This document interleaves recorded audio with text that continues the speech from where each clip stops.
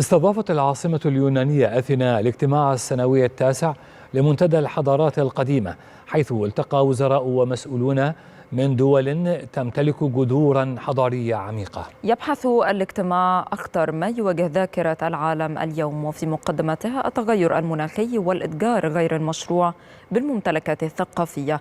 مراسلنا في أثينا تابع أعمال الاجتماع وأعد التقرير التالي.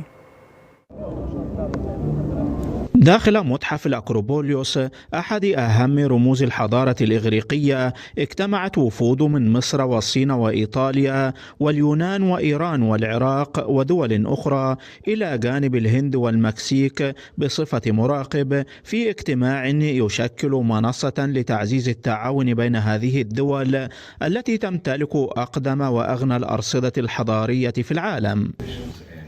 طبعا المشاركة في هذه المنتديات بتعزز التعاون، وخاصة في المجالات الخاصة بحماية التراث وحماية الآثار. النهاردة يمكن أنت لاحظت أن بنتكلم على موضوعين مهمين جدا، وهو التأثيرات البيئية على الآثار بصفة عامة والحفاظ عليها، والموضوع الثاني هو موضوع مقاومة الاتجار الغير مشروع بالآثار.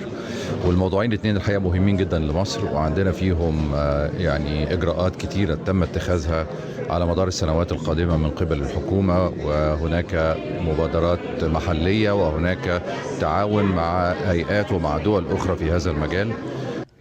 المشاركون ناقشوا تغير المناخ الذي يهدد مواقع أثرية في دول عدة، كما طرحوا خططا مشتركة للحماية تتضمن أنظمة مراقبة بيئية وتقنيات ترميم حديثة، إضافة إلى تعزيز مكافحة الإتجار غير المشروع بالممتلكات الثقافية. فالحضارات كالشمس تظهر في كل مكان، ولكن لخصوصيات معينة. فمثل ما ظهرت الحضارة المصرية على ضفاف النيل، ظهرت الحضارات العراقية على ضفاف دجلة والفرات، حيث الخصوبة وحيث الإنسان المفكر الذي أبدع وبنى وترك. فرأينا كيف ترك من مباني بقيت شواهد إلى عصرنا هذا.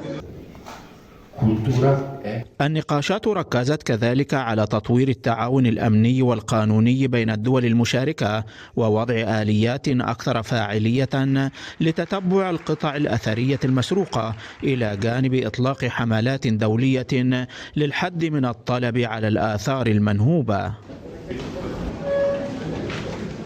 ما خرجت به المناقشات هنا في أثينا، التي لا تزال تنبض بروح الفلسفة والفن، يبعث رسالة أمل أن التراث يمكن إنقاذه إذا توحدت الجهود، وحماية التاريخ واجب على الماضي ومسؤولية في الحاضر. من أثينا، عبد الستار بركات، القاهرة الإخبارية.